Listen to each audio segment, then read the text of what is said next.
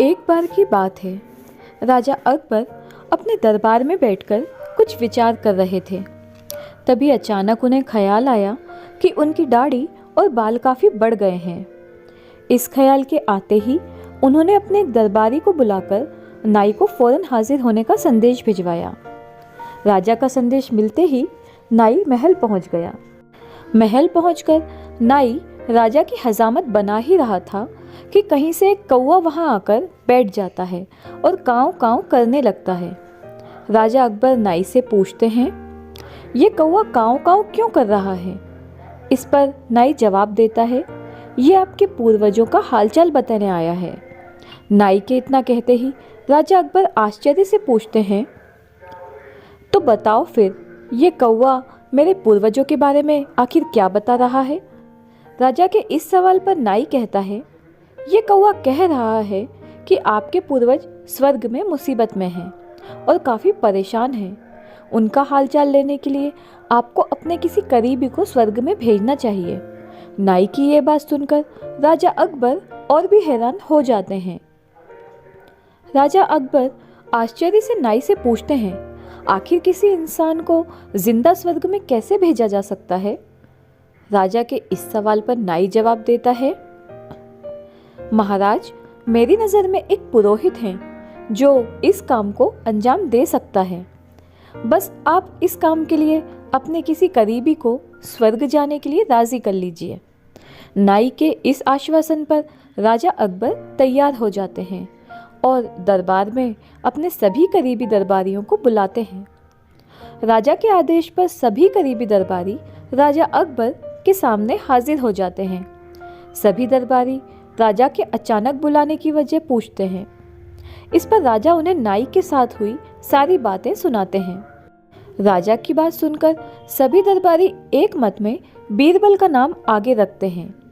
दरबारी कहते हैं कि स्वर्ग जाकर पूर्वज का हालचाल लेने के लिए बीरबल से उचित व्यक्ति और कोई नहीं हो सकता, क्योंकि बीरबल हम सब में सबसे ज़्यादा बुद्धिमान और चतुर हैं। इसलिए स्वर्ग में आपके पूर्वजों का हालचाल लेकर वह उनकी परेशानी का हल आसानी से निकाल सकता है। राजा अकबर दरबारियों की इस सलाह को मानते हुए बीरबल को स्वर्ग में भेजने की तैयारी कर लेते हैं। इस बात का पता चलते ही बीरबल शहंशाह अकबर से पुरोहित को बुलाकर स्वर्ग भेजने की विधि के बारे में पूछते हैं।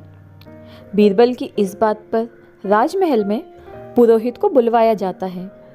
पुरोहित के आते ही उनसे स्वर्ग जाने की विधि के बारे में पूछा जाता है। पुरोहित बताते हैं, आपको यहीं पास में मौजूद एक घास के ढेर में भेजा जाएगा। उसके बाद ढेर में आग लगा दी जाएगी। फिर कुछ मंत्रों की शक्ति से आपको स्वर्ग भेज दिया जाएगा। स्वर्ग जाने की पूरी प्रक्रिया जानने के बाद बीरबल राजा अकबर से करीब 11 दिन का समय मांगते हैं और पुरोहित को 11 दिन बाद बुलाने की बात रखते हैं। वो कहते हैं, मैं स्वर्ग जा रहा हूँ और कितने दिन मुझे लौटने में लगेंगे इस बारे में निश्चित तौर पर कुछ भी कहना मुश्किल है। इसलिए स्वर्ग जाने से पहले एक बार मैं अपने परिवार से मिलना चाहता हूँ और कुछ समय बिताना चाहता हूँ। बीरबल अपने घर जाने के लिए महल से रवाना हो जाते हैं। देखते देखते 11 दिन बीत जाते हैं। 12वें दिन बीरबल स्वर्ग जाने के लिए राजा अकबर के सामने हाजिर होते हैं। पुरोहित को बुलाया जाता है और बीरबल को स्वर्ग भेजने की तैयारी की जाने लगती है। पुरोहित बीरबल को स्वर्ग भेजने के लिए महल से कुछ दूर घास का एक ढेर लगवाते हैं। बीरबल को स्वर्ग भेजने के लिए घास के ढेर के अंदर भिजवाया जाता है। घास के ढेर के अंदर जाते ही पुरोहित घास के ढेर में आग लगा देते हैं और बीरबल को स्वर्ग भेजने की प्रक्रिया पूरी होती है। धीरे धीरे 2 माह बीत जाते हैं और राजा अकबर को बीरबल की चिंता होने लगती है। तभी अचानक बीरबल दरबार में हाजिर हो जाते हैं।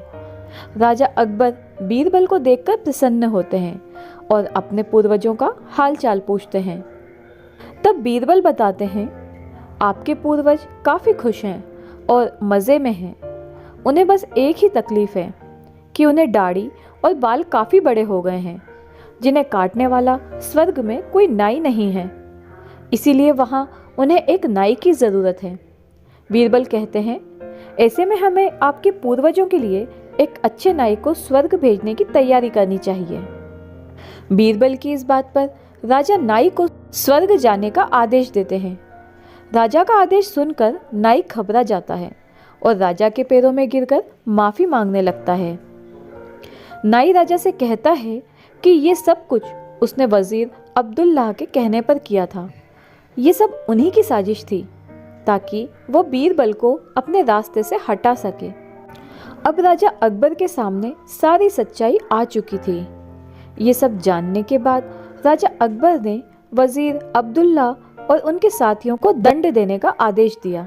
अंत में राजा अकबर बीरबल से पूछते हैं, तुम्हें इस सच्चाई का पता कैसे चला और तुम घास के ढेर में आग लगने के बाद कैसे बच गए?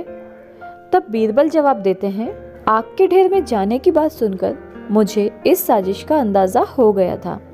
इसी वजह से मैंने 11 दिन का समय मांगा। उन 11 दिनों में मैंने उस घास के ढेर वाले स्थान के नीचे अपने घर तक एक सुरंग बनवा दी थी। उस सुरंग के जरिए ही मैं वहाँ से बचकर निकल पाया। बीरबल की पूरी बात सुनकर राजा बहुत प्रसन्न हुए और बोले, वाह बीरबल वाह, ये काम केवल तुम ही कर सकते थे। बीरबल की स्वर्ग की यात्रा कहानी से सीख मिलती है कि सूझबूझ से बड़ी परेशानियों का हल आसानी से निकाला जा सकता है। तो दोस्तों, ये थी हमारी आज की कहानी। आपका क्या कहना है इस कहानी के बारे में? कमेंट करके हमें ज़रूर बताएं। वीडियो को लाइक करके चैनल को सब्सक्राइब कर लीजिए ताकि आने वाली वीडियो आपको तुरंत मिले। मैं मिलती हूँ आपसे अगली कहानी में। तब तक के लिए धन्यवाद।